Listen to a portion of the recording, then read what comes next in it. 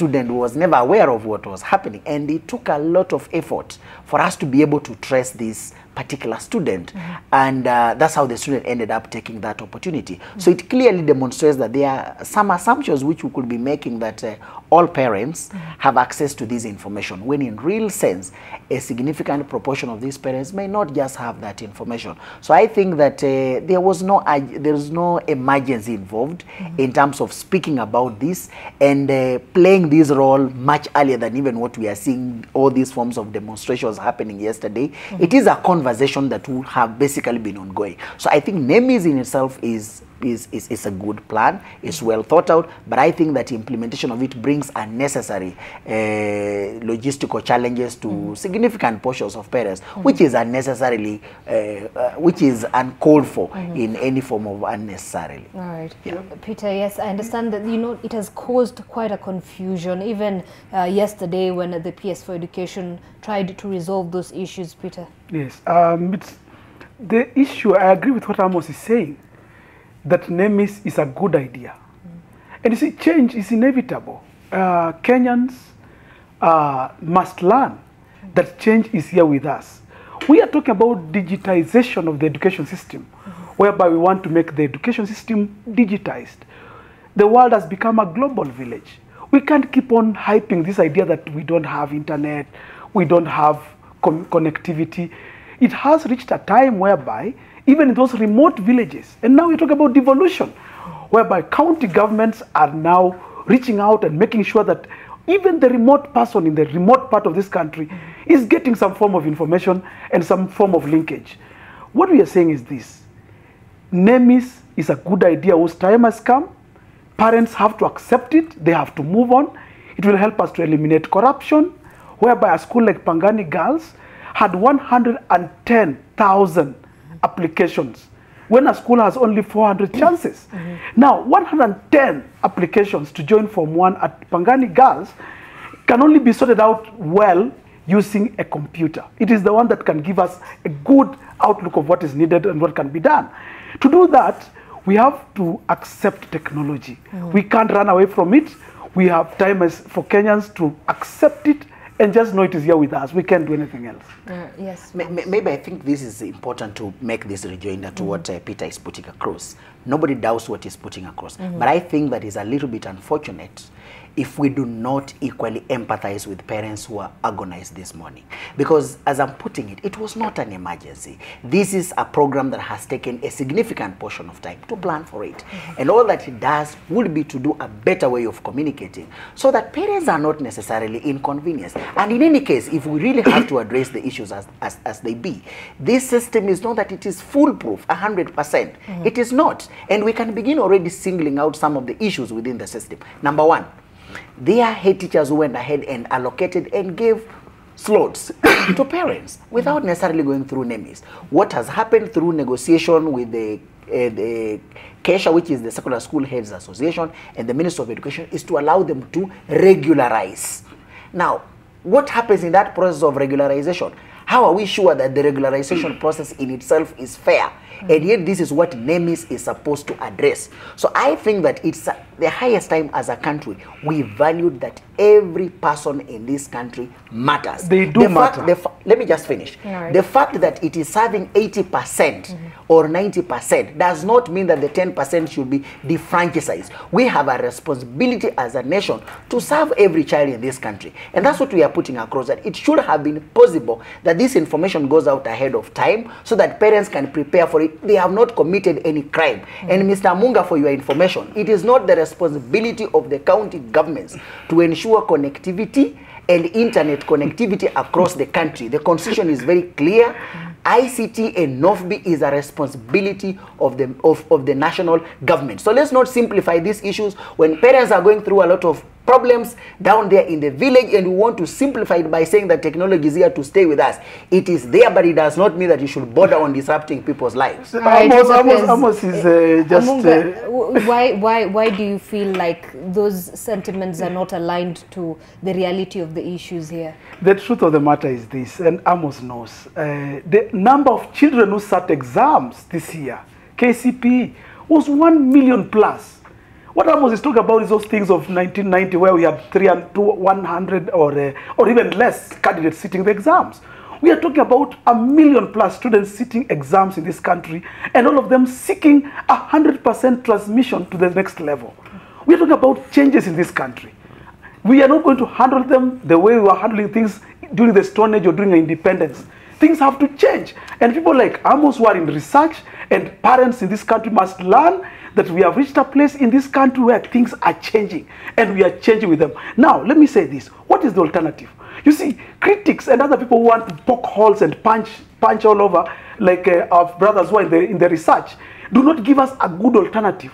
What is the alternative that we can give, we can use to send our 1 million plus children to secondary schools? And what Amina is doing and her ministry are doing is the best way forward. And at NAT headquarters, we are saying, they are saying they support Amina because teachers are in all those schools. Teachers are connected. Nowadays, teachers are even filing reports using internet. So we are saying, if there is a problem within a place where a child cannot receive a letter, visit the nearest NAT branch or visit the nearest teacher who is near you. They will download for you the form and give it to you. All right, and allow me to just clarify is the fact that the Education Ministry issued a new guidelines after parents protested the earlier directive barring principals from admitting students outside NEMIS. The ministry rescinded that decision and said if the students are coming and they were supposed to be admitted, then the information would be logged into NEMIS. Yes, and first I need to correct That's true. Maybe let me, Amunga should get me very clear. Nobody is disputing the role that NEMIS will play in terms of providing fair and an effective and efficient process of selecting and allocating places to our children who are joining Form 1. What you're saying that the implementation does not have to border on disrupting people's lives. Take for instance, up to 2 years ago, students were reporting to Form 1 in February. Am I lying? No, it's true. So what we are asking, what is the urgency in terms of placing specific and irrational deadlines on parents that border on disrupting their lives? Syllabus coverage. Let me just finish. There's nothing cast on a stone called syllabus coverage, Amunga. And you and I are teachers, we know that very, very well. There's nothing cast on a stone. What you're saying is that you ought to be very rational when you are dealing with people, because public policy that touches on scale must be quite realistic. You need to provide adequate time. Use the available spaces and opportunities, including for public communication. If there are media houses which can play the role, like what you've seen Mr. Kai demonstrating, so that you allay all these fears by removing them. Because what you're saying that every person in this country matters. We shouldn't just celebrate because it is serving the majority. This is not about democracy. These are not elections where we're going to say that the majority have had their way and the minority have had their say. We should be a country that values every single person, and that is itself is what NEMIS sought to address. Now, for your information, Zainab, why are we having problems with the selection and admission of children in Form 1? The Constitution is very clear. Every Kenyan has a right of choice. What is happening? We have serious challenges in terms of access to secondary education in this country. You're talking about spaces that are not enough. You're talking about learning outcomes and schools that have got a differently resource endowed. You're talking about schools that are very well endowed. You're talking about schools that are not very well endowed. Now, just give me a minute to illustrate how we got ourselves here. The development of secondary education in this country has its own history, and much of it is embedded in religion. That most of the schools that we have were basically developed by particularly churches in this country, and they have got a very, very solid background. Now, when these schools started, they were supposed to serve the specific communities, and I'm going to use an area, a large area like where I stay. And you're talking about, look at the area of Kilimani, Lavington, Kileleshwa, those sides all the way to Ngong Road. What are the primary schools that you have in these areas? You have Nairobi Primary School. You have St. George's Primary School. You have State House Primary School. You have Kilimani Primary. You have Lavington. You have Kileleshwa. You have Milimani Primary School within that particular zone. Now the question becomes, children have sat for class 8. What are the secondary schools that we have within this vicinity? We have Kenya High, we have Lavington Secondary, we have State House Girls, we have Milimani Secondary, we have Moi Girls. How many of our children from these zones get access to these schools? If at all, parents are supposed to exercise their freedom of choice. It is impossible. Now what happens? It means that secondary school education is not a function of distance. You can't take your child to a school because it is the nearest, the way it happens in most of our public primary schools, where you say, I'm going to live in a certain place, which is the next primary school, and my children go there. So it means that when these schools are differently resourced, they have got different endowment. Now people are forced to make options. And it's in the public domain. We know that in certain schools they are more efficient, resulting in performance being better, or whatever parents might consider to give them preferences. So at the end of the day, this is what creates this enormous demand in certain schools and not in others. So in the process, you end up having schools that there is very huge demand in those schools. It is not a problem caused by the parents. So for you just to assume that NEMIS will come and cure this thing, it cannot happen. It goes back to government ensuring that schools have got bare minimums, so that even if my child is placed in whatever school, I'm comfortable that my child is in that school. Yes. Peter, I understand you disagree with those sentiments. Of course I do. Because a lot of people say, despite the fact that they say NEMIS is a noble initiative by the Education Ministry, there is yet some of the issues that are and some, Education Ministry said the NEMIS was supposed to cater for those issues that you're raising now. Yes, which it doesn't. Which doesn't. It does.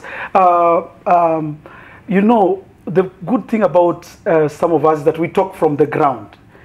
NEMIS was not rolled out for all schools in this country. It has only been rolled for national schools and extra county schools. You see, that's what even the media is not telling Kenyans. What we call sub-county schools and what we used to call district schools you can walk into that school and pick your letter. You see, Amos is talking about there's no emergency. Actually, there is no emergency. The minister only did this for those very competitive schools, and which he's calling the ones that are well endowed. Those are the ones that got that chance to use NEMIS to sort out the students. But any parent listening to us right now, you can walk into a school which is near you, and there are very many schools. He has only mentioned the big schools in Kilimani area and Ngong Road. There are many secondary schools, I know them. Dagoretti High, there are so many small schools which are also we call them sub-county schools. There are so many schools down that area you're talking about. They are not known, they are not maybe talked about on media. And what I can say is this: we have so many parents who take their children to those day schools, those schools near them. And those schools are not using NEMIS. The only forms that were uploaded on NEMIS were for the extra county schools and the national schools. And can I tell you how many they are? They are less than 1,000. The national and extra county schools, they're less than 1,000. The majority of schools in this country, you as a parent walk into that school, talk to the head teacher. If your child meets the marks, you will be given a letter. And let me correct something that the media is also making a mess about. And many of us, and even my research friends like Amos, they keep on yapping this thing that there was change, that the minister has been changing her stand. There was no change. In fact, the letter that we followed up, Belio Kipsang only insisted the importance of NEMIS, and he told parents clearly, you can walk to those schools and get your letter. Just once you reach there, they will upload it back to NEMIS, even the ex-county school. All right, Peter, and before we continue, Martin Mora is in Murang'a County, just listening to what parents have to say in regard to this new curriculum that has been rolled out. Martin? Okay, thank you so much, Zainab. Once again, I'm joining you live from Murang'a County, to be specific at Uhura Stadium. Now, as I told you today, the governor is going to be issuing a scholarship to 1,000 students who come from the needy backgrounds, who have scored 350 from each and every, 25 students from each and every ward, which are 25 wards. Now, most of these people who are here are parents. I'll be talking to them to tell me maybe their views about the state of education in the county. Maybe is it that they have seen a lot of confusion? Let us get their views. Karibia Pandogo. Maybe kindly start by introducing your name and give us a views. Do you think you have seen a lot of back and forth in education sector? Can I get your comment? My name is Samuel Monge Maina. I am the Getuge Ward Administrator. In matters of education, from last year we have seen some squabbles. Because in short, I want to say this: when Matiang'i was the head of that docket, things were running smooth, things were running good, and everything was in order. But since this Waziri Amina Mohammed took charge, things have been like education is going astray, education is like no longer like before. For example, look at the curriculum. The curriculum which they wanted to introduce. Then, at the end of last year, she came out again and said that curriculum is impossible, it can't go on. Then the president now talked and told the Wananchi, now we are going to follow this and this. So you can see this kind of squabbles in education. It can tell you that the person who is in charge of education is totally irresponsible. So for Amina Mohammed to be in that docket, I'm saying it in broad daylight. We are not happy about this, and she is not taking us anywhere. Like in terms of, you can look now, our kids completed their class 8. Others have been restricted not to go to this school, yeah, unless you download some forms, yeah. And you know, even the process and the procedure they used to select this student was not even viable, was not even acceptable, right? So we are saying in very short terms, Minister for Education, she looks like she's irresponsible. She's not equal to the task, and we as Wananchi, we are watching it from far, and we are appealing to the president, because education is the pillar, and everybody wants to succeed in this country. It should have good education and affordable one. So the president should do something, and please give us back another Matiang'i in education sector. Okay. Thank you so much. Let me talk to a mother who is here. Karibia tafadhali. Kindly start by telling me your name and maybe what do you think about the state of education in our country? Okay, majina ni Jennifer Mokami Bogo from Getuge Kajahe Primary. Niko na mtoto alikuwa ameshika 338. Nimeshukuru kwa Mungu na gavana wetu. Then Mheshimiwa Kibeti ametusaidia sana juu hatukuwa na uwezo ya kupeleka kwenye mtoto ameitwa. Tuseme watoto wengi wameperform vizuri, lakini some of them hawana hiyo nini ya kupeleka watoto kwenye wameitwa. Sasa tunashukuru Mungu, tunasema gavana wetu abarikiwe, Mheshimiwa wetu Kibeti. Tumemshukuru sana. Okay. Maybe pole, hiyo ni off topic kidogo, lakini nashukuru. Maybe wewe kulingana na wewe, tumeona mambo ya masomo, waziri anasema hivi, kesho anarudi anageuka. Maybe wewe unaona mambo ya masomo katika nchi iko namna gani? Mambo ya wananchi katika masomo, kuna wenye wanafilisika sana juu sasa saa nyingine unasikia upeleke kama huko na una hiyo nini, una hiyo tuseme hauna hiyo nguvu ya kupeleka huko. Sasa vile tunaweza sema kama hii wameamua kutusaidia, Mungu anaweza tu wabariki. Asante. Okay. Let me talk to one last parent here in Murang'a. Yes, nataka uniambie wewe kama mzazi, tafadhali songe hapa. Wewe kama mzazi, mambo ya masomo unaona aje katika nchi ya Kenya?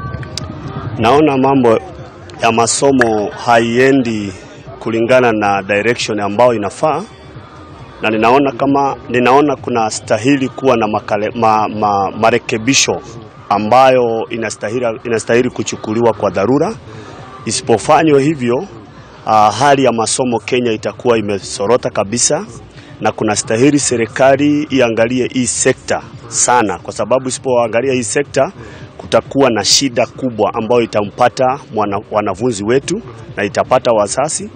Right now kuna confusion kubwa ambayo imejaa mashule. Walimu hawajui waelekee direction gani, hawajui waanze kusomesa nini, na tena hawajui watumie kitabu kipi. Kwa hivyo kuna stahili sasa serikali yetu ione kama itarejesha Amina arudishwe kwa security pengine, au Matiang'i arejeshwe kwa sekta ya education. Kwa maana asipofanyika hivyo, kukiruhusiwa kuendelea hivyo, mzazi ataendelea kuumia sana, watoto wataumia, na right now tuko in a state of great confusion. Kila mtu ni confused, hajui aelekee direction gani.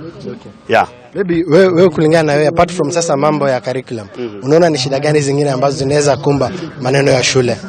Maneno ya shule, shida kubwa kwanza ni vile watoto wanachaguliwa kuingia kwa mashule.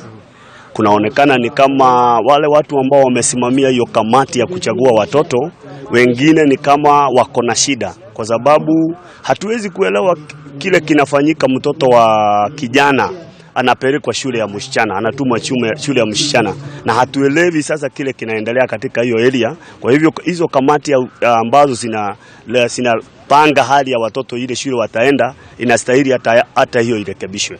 Yeah. Asante sana. Thank you. Okay. Let me talk to one last person here in Murang'a. Now, kumekuwa na wewe kama mwanamke. Kumekuwa last year tuliona watoto wengi walifanya mtihani na wakiwa na mimba. Maybe what is your call to parents this year? Na maybe unaweza nipatia pia maoni yako kuhusiana na state of education katika nchi.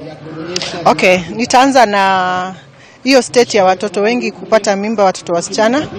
It's a very sad situation in our country, na inaonyesha vile tumepungukiwa katika jamii. Inaonyesha ya kwamba hatushindi na watoto wetu tukawapatia the right counsel ya kuwafanya waendelee vizuri katika maisha, na inaonyesha ya kwamba pia shuleni labda wapati guidance inavyofaa, kwa sababu tuko na hata na sekta ya guidance and counseling.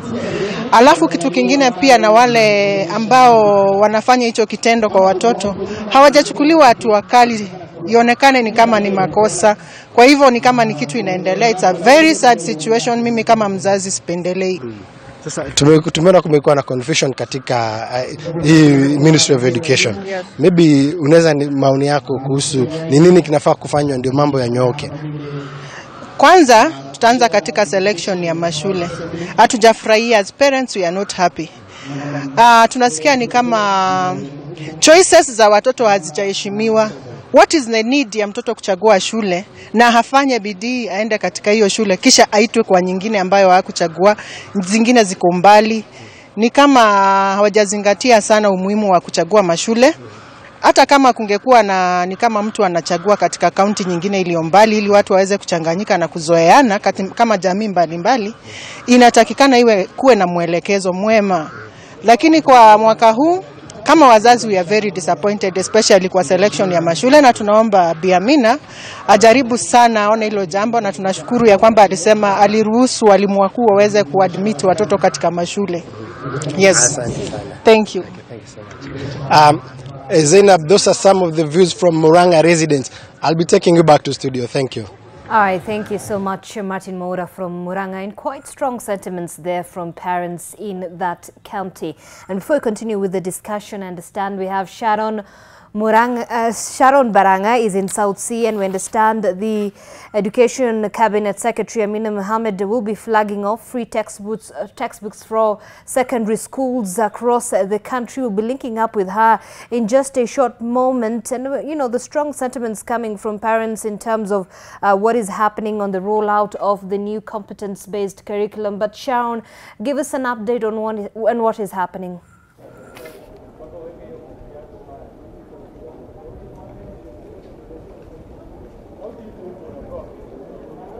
Thank you, Zainab. We are currently at the Kenya Literature Bureau headquarters. We are expecting the Education Cabinet Secretary Amina Mohammed to unveil and flag off a caravan of new competency-based curriculum books that are going to be distributed to all public schools in the country.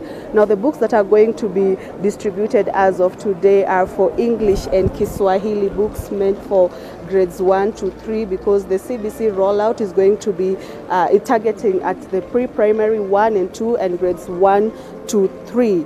Now, there was a little bit of confusion. If we can just give you a background of what the CBC has been all about. There was a little bit of confusion on when the CBC should be rolled out, but the government came out and insisted that this term will be the year when the CBC will be rolled out nationally. Earlier on, we also had activist Akia Omtata, who went and filed an application at the High Court trying to stop the rollout of the CBC, and according to him, him. He was saying that it is being rushed and there was no public participation, but the government maintains that this is the time that they're going to roll out the CBC from pre-primary 1 and 2 and grades 1 to 3. So right now we are currently at the Kenya Literature Bureau and just waiting for the rollout of these books that are going to be taken all over the country. Other than that, the government has tasked top education officials to oversee the rollout of the curriculum to ensure that there is a smooth transition for these pupils who are targeted by the CBC. And from now, that's all that we can say as we wait for the CS to come and unveil these books that are going to be used in all public schools. Back to you, Zainab.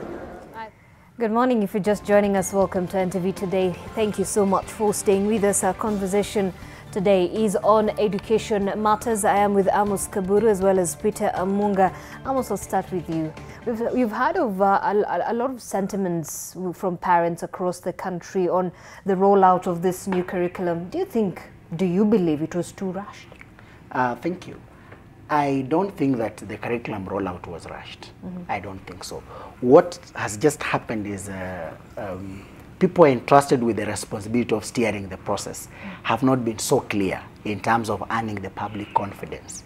Because if you look at the curriculum has been thought out very well in terms of the realities, in terms of the milestones. It's in line with the 21st century skills, it's in line with the 21st century challenges and the realities of where we are as a country and even where the future is heading to.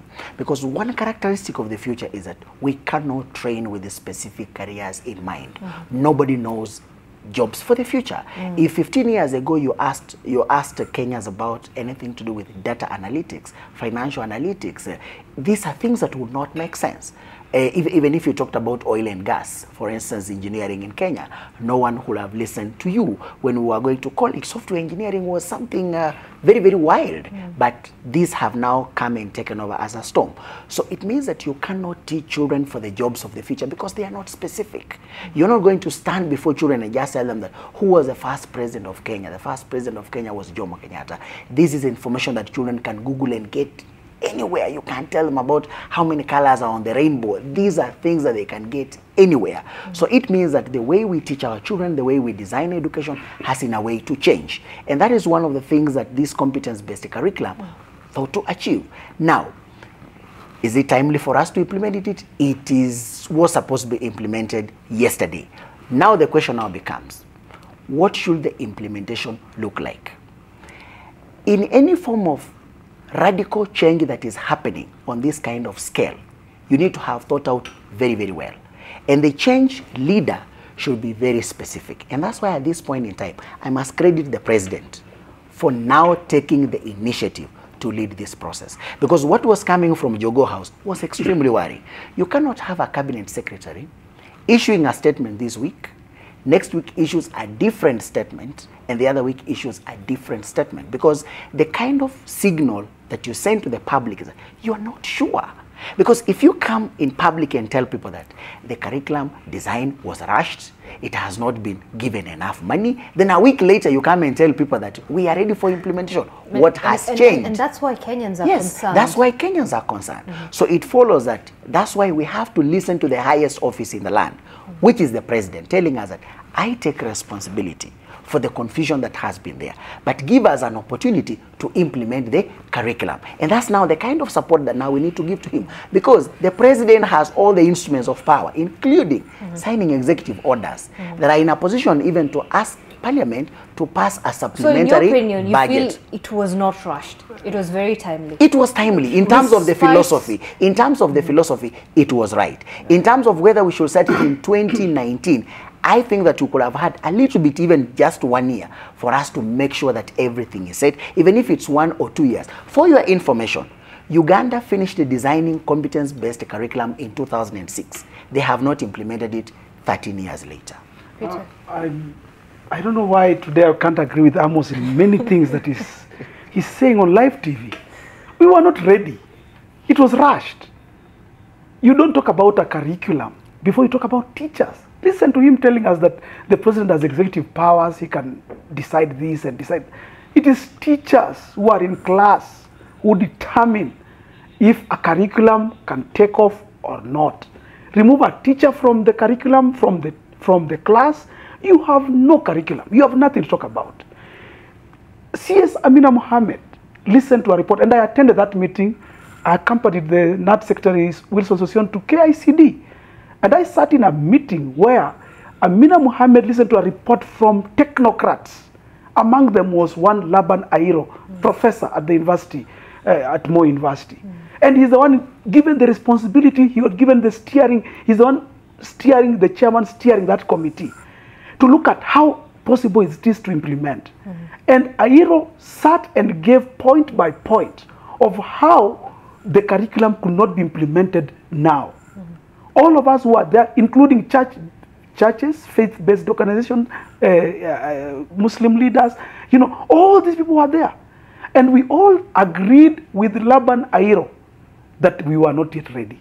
It is from that meeting that the CS went outside the steps of KICD and announced that the technical committee that I have here has advised that we are not ready. It was not even her words. It was us who are giving her advice. Because we are on the ground. We are not researchers like Amos, who is in an office somewhere in Kilimani or somewhere. We are on the ground, and we get information. We know we are not ready. One of the issues that Professor Laban Airo pinpointed was the fact of lack of preparedness by the teachers. And this is a big issue that has been raised from different stakeholders. Don't you believe that maybe we will not be able to satisfy the requirements within those strict timelines? Thank you, Zainab, and allow me to pass this information to Peter and to our viewers. When you talk of NTV Today is ready, what do you mean? Guests have been invited, production is ready, mics are set, and everything is in place. That's what you mean by you're ready for all out. It doesn't mean that the program has not been designed. So I think that we should not confuse things over here. There is a curriculum to be designed, which has been done. Now the question here is, how do we roll it out? And just hold your thought, Amos. I understand we have Nurdin Elmoge. He's in Wajir County, still speaking on education matters. Let's listen in to Nurdin. Good morning from Wajir, and Wajir County, week 2 back to school, and just like many other counties, most of the students and parents are struggling to take part their students to schools. But unfortunately in Wajir, and the county government has delayed ratifying a Public Finance Act on the bursaries, and as a result the control of the budget could not release 98 million shilling, which could have been used as school fees bursaries for students coming from poor families. With me is the CEC for Education Wajir County, Mr. Hussein Gedi, and let us speak to him what could be the problem why the county government of Wajir could not meet the deadline. Karibu Mheshimiwa. Good morning. Tell us what's the problem. The problem is that the Bursary Act, we use an act to disperse the funds. Sometimes back when we requested for the funds, the controller of budget queried and said some section of the act were not in conformity with the public finance management. Therefore, as a department, we took the necessary action by amending the queries where the PFM Act was not in line with the Bursary Act. And as normal procedure, when amendment is made, it has to go to public participation. County Assembly have to debate. So we are in the process. We have finalized the major process. We have made the amendments and made sure this time it is in conformity with Public Management Finance Act. The bill is now lying with the County Assembly, and we are hoping that by 16th of this month they are going to pass the amendment and will forward the same amendment to all of budgets. And I believe after that is done, we expect her to release for us the bursary funds. What happened to the children who have, the students who have benefited from the bursary scheme? Of course, there are many children, many students who are basically relying on these bursary funds, but now we are not able to give them the funds. Where possible, we have written letters to institutions to allow them to continue with their studies, as we process the. All right, we apologize for that technical hitch there. We've lost Nurdin, but of course, we'll be joining him during the course of this bulletin once we're able to get him back. But the conversation continues here. And Amos, you are saying that everything is okay. I have not said that everything is okay. If you look at curriculum implementation, what does it mean? Curriculum implementation is the experience that the teacher and the children have in a classroom. That is what you call education. Forget about these beautiful things. And what does it take for these 35 minutes, 30 minutes, 40 minutes, 1 hour to be experiential enough for children to experience what we call a relatively change in behavior as a result of reinforced practice? That's what you call learning. It will take effort. And I have to tell you one thing, Zainab. When we talk about teacher preparation in this country, let's not look at it from a very simplistic point of this number of teachers have been trained. It is one thing to give people knowledge. It is something else to bring them to the level of awareness. It is something else to give them the skill. What the teachers of this country need is an assurance that they are trusted, their work is valued, and someone cares what they are going through. And that's why this is what I call for teacher preparation in this country. Forget about this hulabalo being said that we've not trained enough teachers. You need sector calmness. And what does sector calmness require for you to implement this curriculum? Number one, the commission must lead from the front. Remove all these unnecessary policy frameworks that you have. Delocalization, completely unnecessary. What does it do? It just creates panic. Number two, teacher performance appraisal. Research has shown it's not delivering any results. So when you do this, you will build the confidence of the teachers.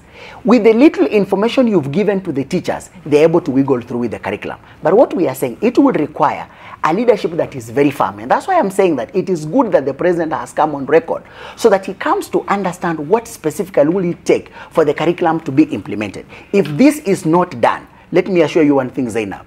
We are building and designing a big elephant of the 21st century. You talk about something very important, and that also touches on stakeholder engagement. Yes. Do you feel that there was enough stakeholder engagement, Peter? And if not so, is this going to create a bigger problem? Yes. And that is what is, I'm happy he's now converted. He's talking differently. This is not what he said at the beginning. The truth is that the stakeholders were not involved. You don't run education from State House or from Jogo House. No. Education is run in the classroom. That is where education begins. A teacher standing in front of children.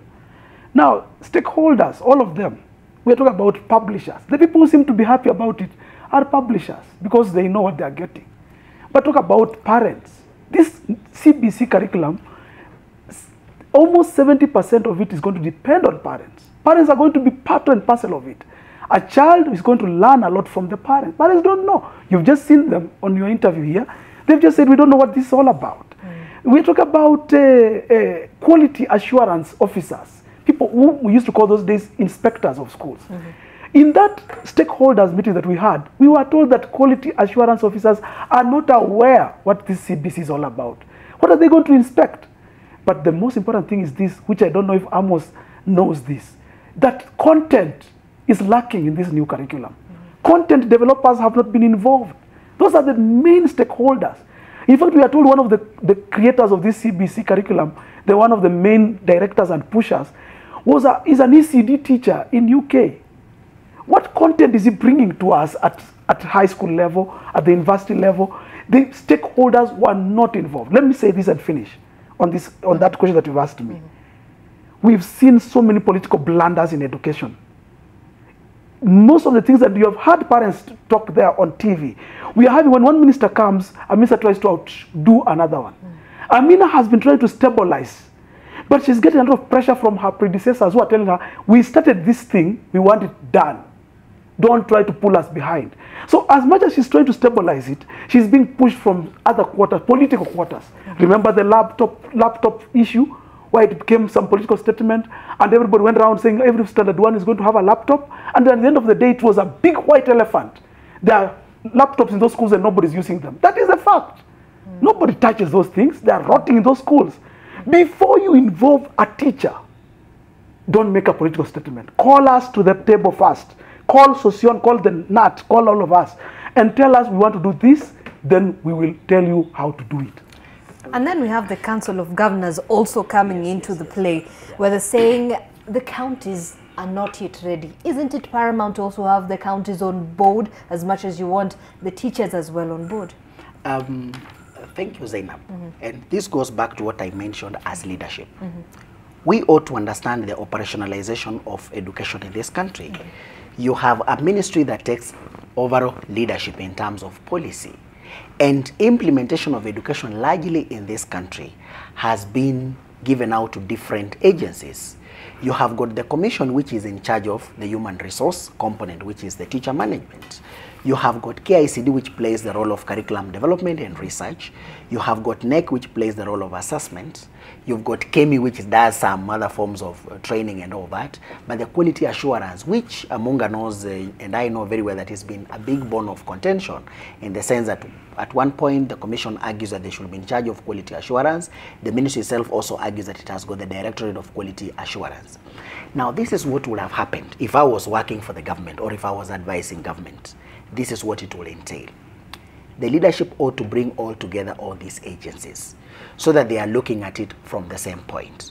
And that's why I've said is the implementation of the new curriculum is a very delicate project that is now lacking a project manager. Someone to tell people, guys, come, let's look at it from the same point. Where do we need to go to? And that is the leadership that will have provided even the timelines and looked at the different stakeholders that need to be engaged. Because you cannot just be a ministry planning to roll out a curriculum that touches on ECD, which the constitution is very clear, that is the function of the county governments, without necessarily involving the county governments. And that's why you see a lot of these goofs happening. So if I was advising government, I would tell government that let leadership take evidence.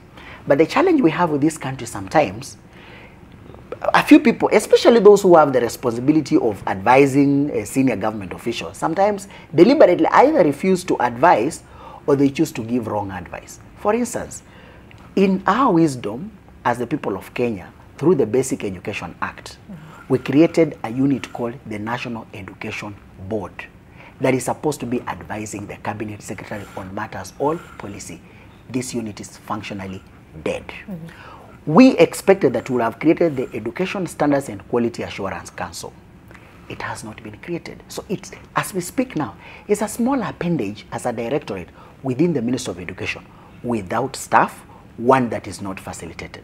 So even when the CS gives a statement that quality assurance officers will be monitoring what is happening, where are these officers?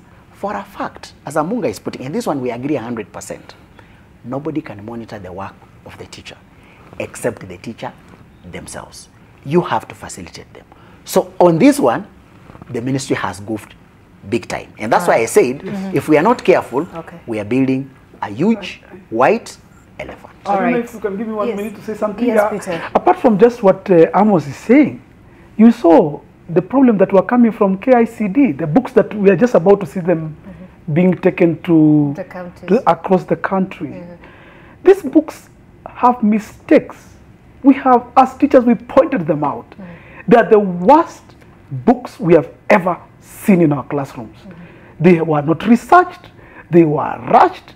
KICD, at one time on my Twitter handle, they had to apologize after we pointed out all those mistakes in a Kiswahili book, because I teach Kiswahili. And the language used, the exercises used, the examples given were so bad. What we are saying is this: a curriculum is good, a new curriculum is important, but involve them, work with people, talk to them, engage them, and the Council of Governors, the ECD ones, researchers like my brother here, and others must all be brought on board. Even media houses. The media is so crucial in such a situation to educate the parents. So we are not ready. I can assure you on this live TV, this new curriculum is not going very far. Until the day you'll hear teachers have been involved and parents have been involved, the writers of those books who are teachers. It has already been rolled out. It has already been rolled out. We are in court. Okiya Mtata is in court. Personally, I'm also going to court, and we are blocking it. It will not go far. It has not even been legislated. It's actually illegal. And I was getting to the legal issues. We understand that, you know, the activist Okiya Mtata has already filed a petition in the High Court. Yes. And in his application, and I'll quote this, under a certificate of urgency, Mtata says, the curriculum is being rushed and rolled out in court, an arbitrary, unreasonable and haphazard manner without having been subjected to public participation, raising legal issues. That is true. And that's what I was going to say. It is illegal. If you tell me it's been rolled out, and I don't know rolled out where. It has been rolled out maybe to TV cameras and in Nairobi here, because I saw the minister go to one of the schools. But it's not been rolled out. Go to the schools that we teach. Go up the country. If the books have not even left Nairobi, then what are we talking about rolling out? So obviously the truth of the matter is that this thing is in court, and I don't like commenting on matters that are before the court, but but the matter is that it has not been rolled out. It's illegal. That's true. But these are very simple questions. Who is being sued? Is being sued for what? There's no, I mean, what proves that that rollout is happening? I think that we have a very progressive constitution and law that allows us to litigate on matters of public interest. But as someone who is followed up and had a lot of interest in looking at curriculum reforms in this country, I think that we could have done it in a slightly different way. I think it's not very hard to ask that Ministry of Education reconsiders and opens up a little bit more of a pilot as opposed to what it's calling a rollout, so that we're able to iron out all these issues. Because you cannot talk of a rollout, you cannot talk of a rollout if there is no sessional paper. So what is there for the basis of arguing that you're litigating on an illegality when a document that will be legalizing it, first of all, it is not there. So anyway, as we put it, is let's not be accused of matter sub judice, but the reality is that we should slightly take a different approach, because this is my comment on this aspect. We should not afford to lose an opportunity for us to engage on this conversation around education just because we feel that there are logistical challenges.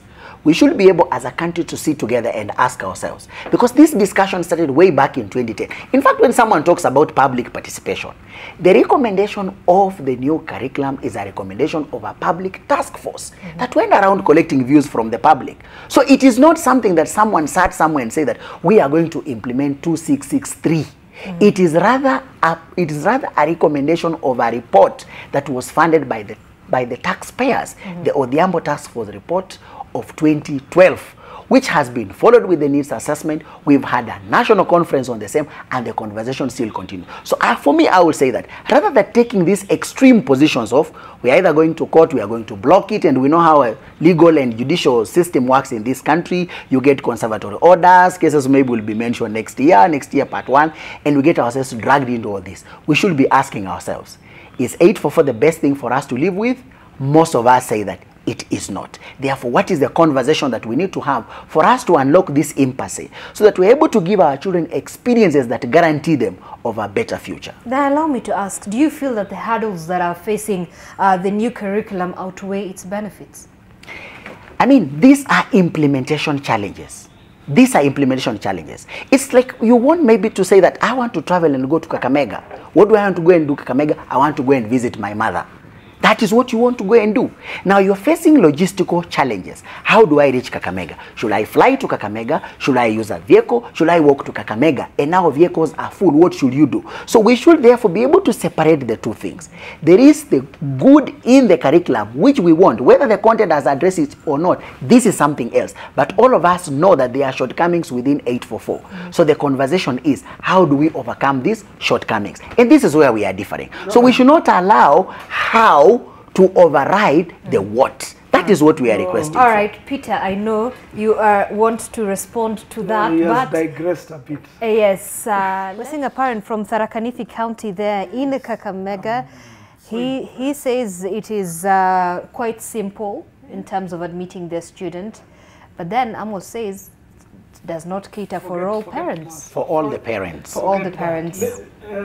We can't forget about that. What Amos is not telling people, and even media is not telling people, this is, NEMIS is only working for the national schools. Kakamega High School is a national school, and extra county. Extra county are schools that are able to take children from across.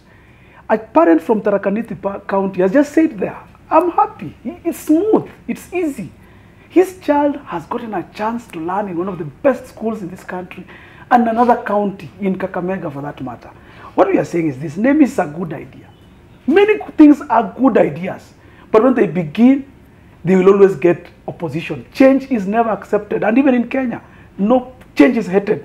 People like Amos, who are conservatives, will not like change. They'll want to punch holes and look for ways to oppose a good thing.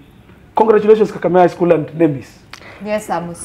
Thank you, Zainab. I want to donate my 2 minutes to Amunga to explain to parents who have not got opportunity to take their children to national and extra county schools how they should admit their children to school. I've donated my time. Thank you. You are a very wise man. Dear parents, if your child, you didn't get an SMS from the Ministry of Education sending your child to a national and extra county school, all you do is that you go to the school of the school where the child did the exam from, the KCPE center. The headmaster or the head teacher of that school has letters, manual letters, just the way it used to be before. They'll give you a letter telling you where your child has been called. All you need to do is to go to that school where that child has been called, and once you arrive with your child, or even if you want to go earlier, the principal of that school will write down your name of your child, and the principal will upload your details to NEMIS. So it will be done now manually. That one now is for the schools that are not extra and national schools. All of them will get a letter the way you used to get it before. They are in primary schools, and they are at the school that you are reporting. But for parents of bigger of schools that are national, that's what happens, what we have seen NEMIS is working for. Simply, everything is just working the way it has always worked. Only that NEMIS has been started on a small scale with a few bigger schools. Yes. Thank you. What you're putting across is quite informative, and people need to know the truth. The point is that NEMIS is being rolled out nationally. Only that there are phases.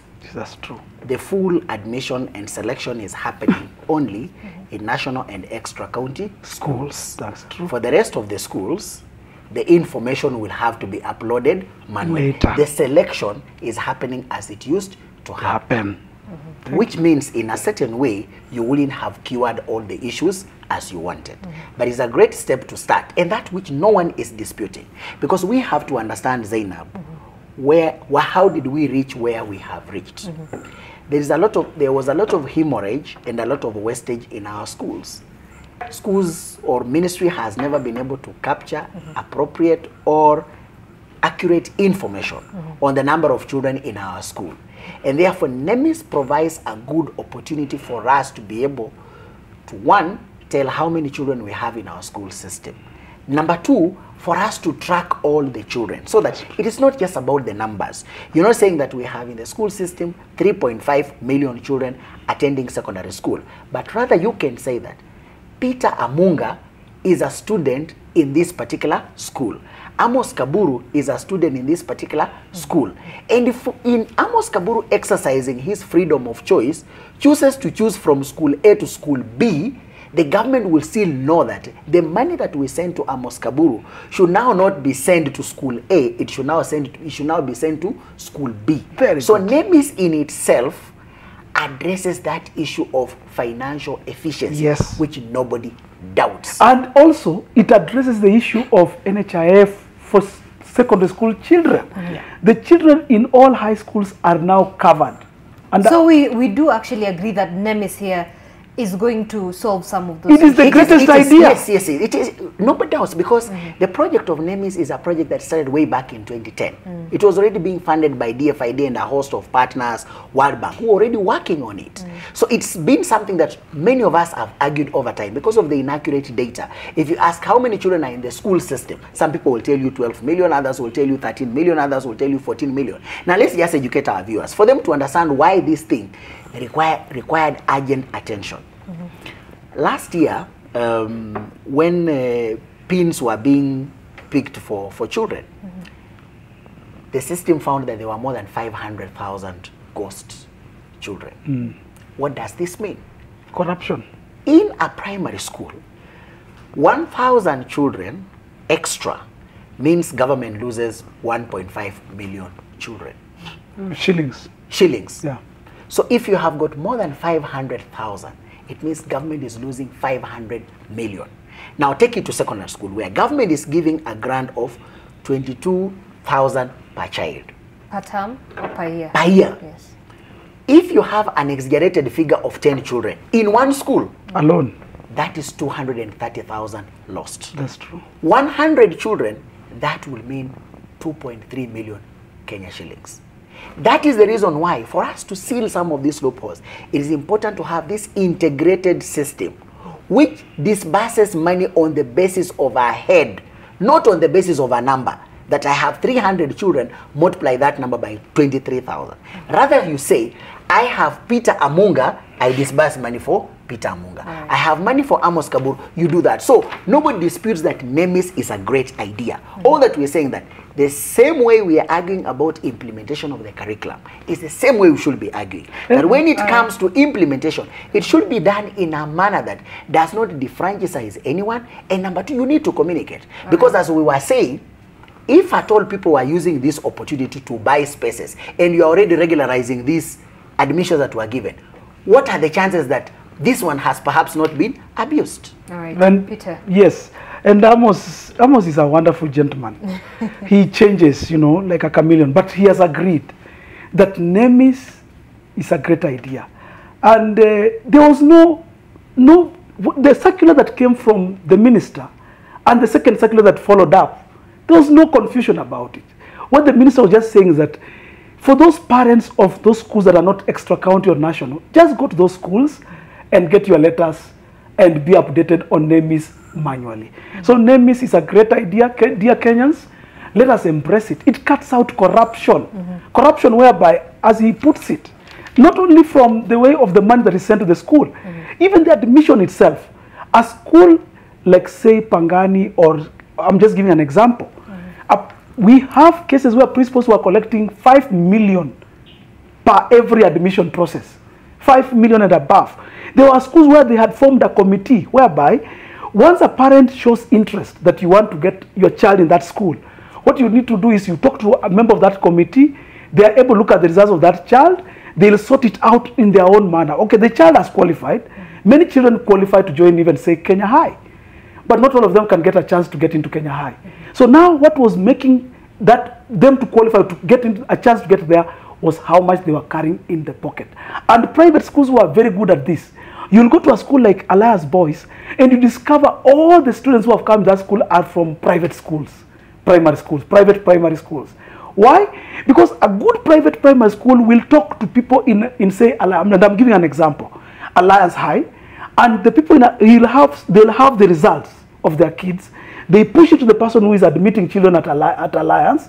Then the person at Alliance will tick them, and there'll be a lot of things exchanging hands under the table. These things have been going on. This system is going to eradicate that thing once and for all. All right. We not have the words that he has used to explain the issue about NEMIS. And I must say something small now about the textbooks that we are also talking about. Parents need also to understand that the ministry has come up with something called the Orange Book, which is a book that contains all the subjects. And this Orange Book is supposed to cover all, parents used to be sent to the bookshops to go and buy those, do all that thing. It's a good idea also. The only problem, and we are going to see it as we go along, is that a few people, they are claiming that the publishers who published this book were handpicked. There was no open tender on who should publish the books. And it's also coming out also very interestingly that the books are also very shallow. There are very many mistakes and nobody's talking about it. So when you print a book that is very shallow and it is not covering the content properly, you end up messing the lives of these young ones. And that is one of the issues that is coming up, and I'm sure we're going to see a lot about it as we go along. So yes, Amos, there are actually those concerns in terms of the textbooks and that curriculum. Why? How did KCD miss on some of those issues? Thank you. The textbook development, publishing and distribution processes pretty known to quite a number of stakeholders, but to many parents they don't know.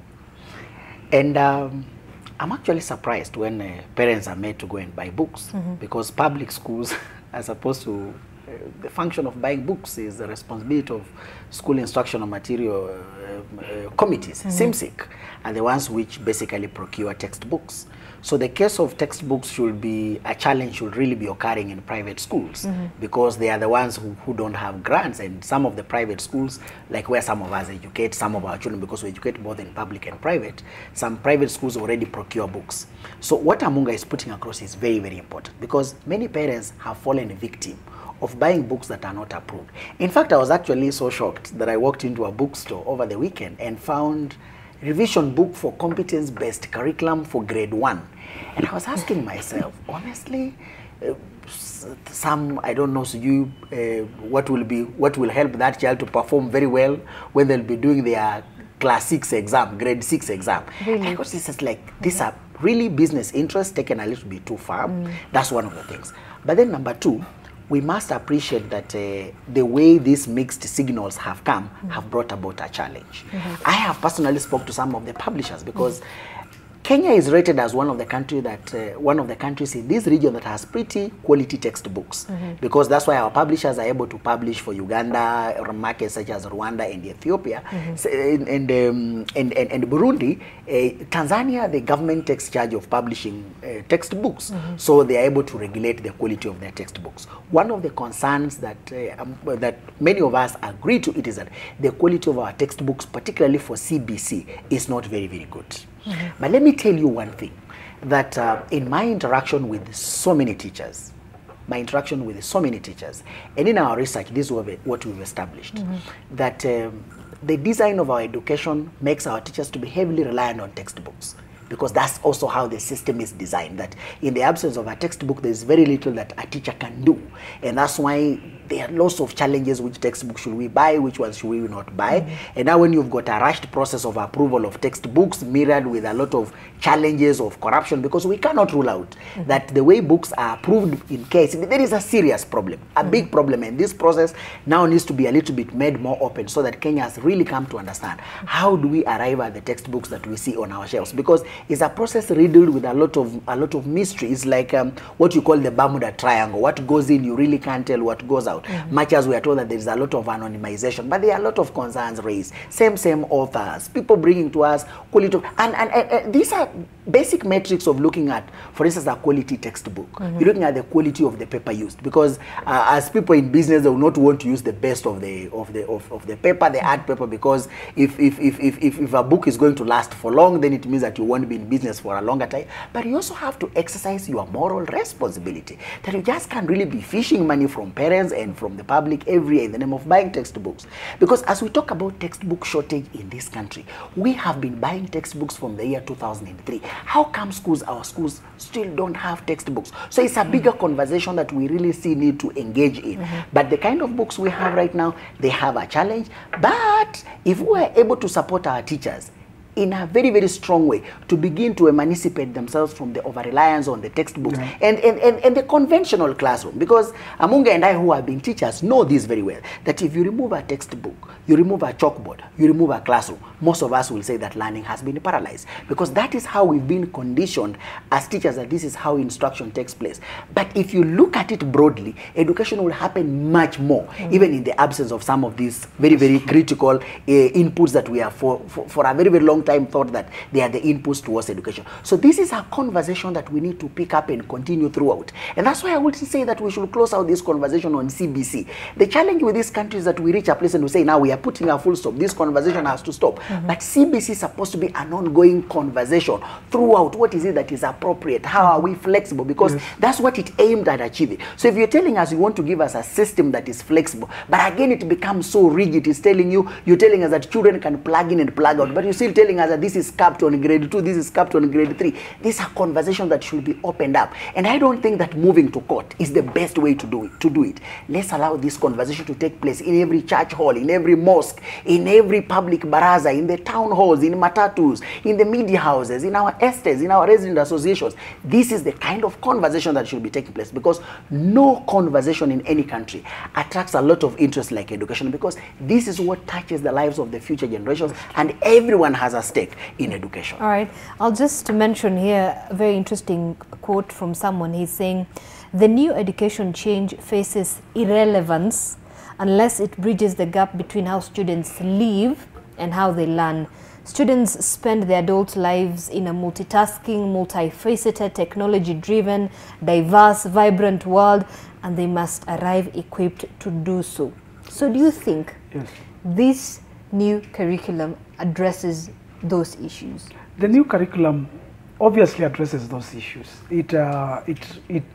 If you look at the spirit behind the new curriculum, it addresses all those things. It wants to bring out a global child at the end of his training or her training in school. You see, quality education comes out of three things. It comes out of quality tools. If you have got quality tools, the ones that Amos is talking about, the way the class is. In fact, the new curriculum, when I sat at the KICD, they were saying that in primary schools, especially lower primary schools, they want to remove the desks from classrooms and put tables. There you see sometimes in some private schools, so that students are able to interact on a table, not on a desk. The new curriculum is to bring the children onto the table to interact and learn from there. Now, these kind of things are called tools. Then also quality education depends on a quality environment. Quality environment is the schools.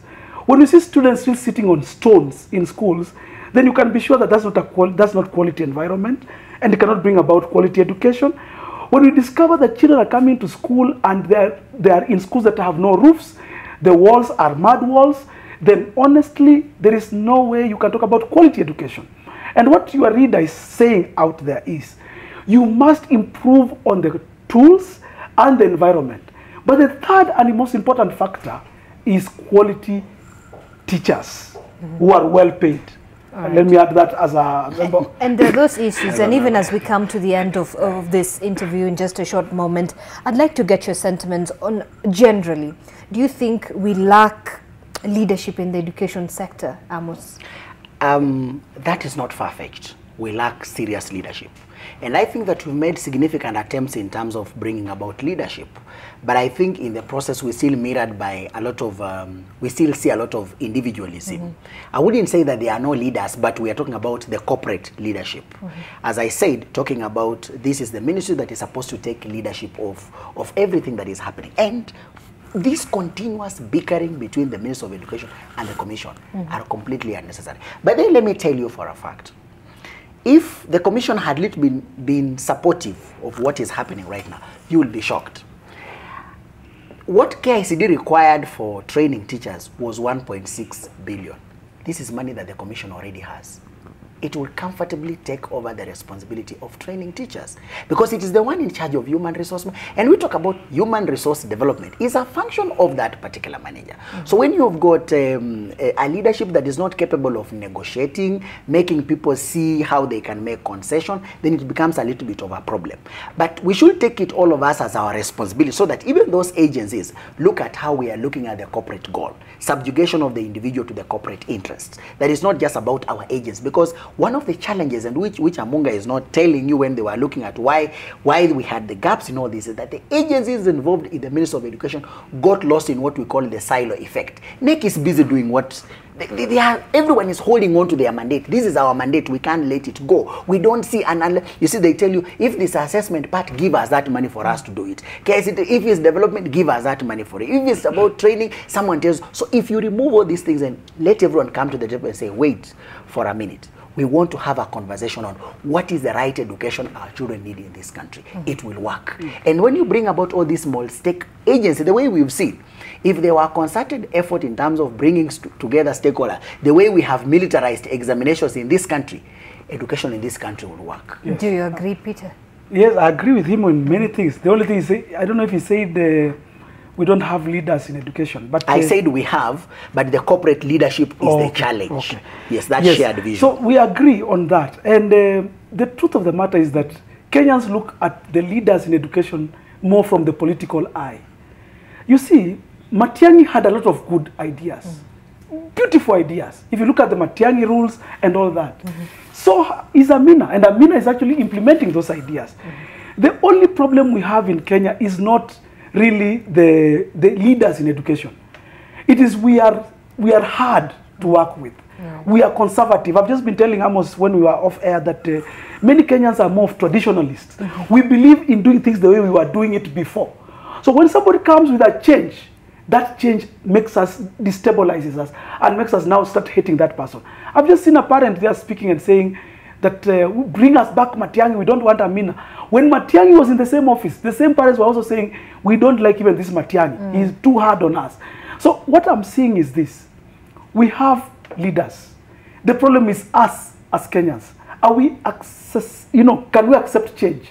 Can we accept that education is dynamic? It is changing. It's not static. It's not static. Things are changing.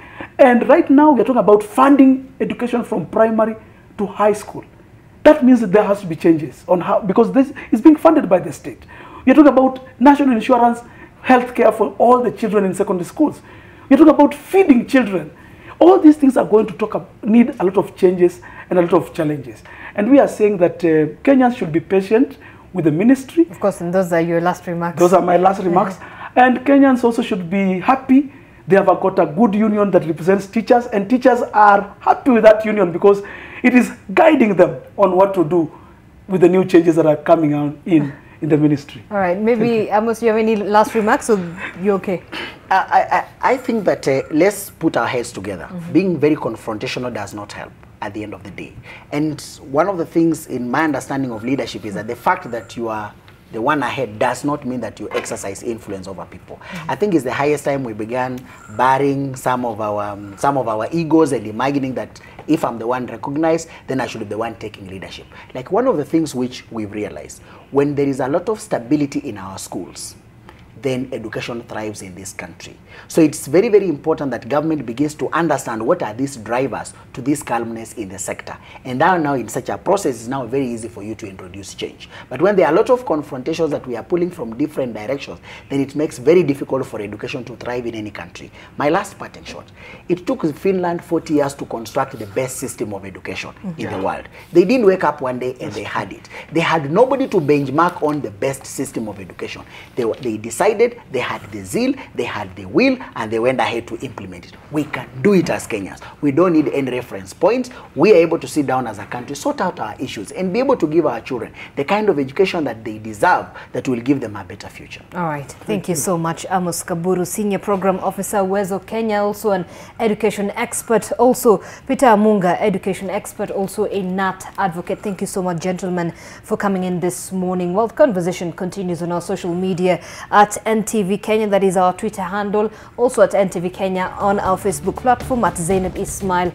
The hashtag is NTV Today. Now, NTV Sasa will be coming right up your way in just a few minutes. You want to stay tuned. Thank you so much for being part of this conversation and being part of this live broadcast. My name is Zainab Ismail. Good morning.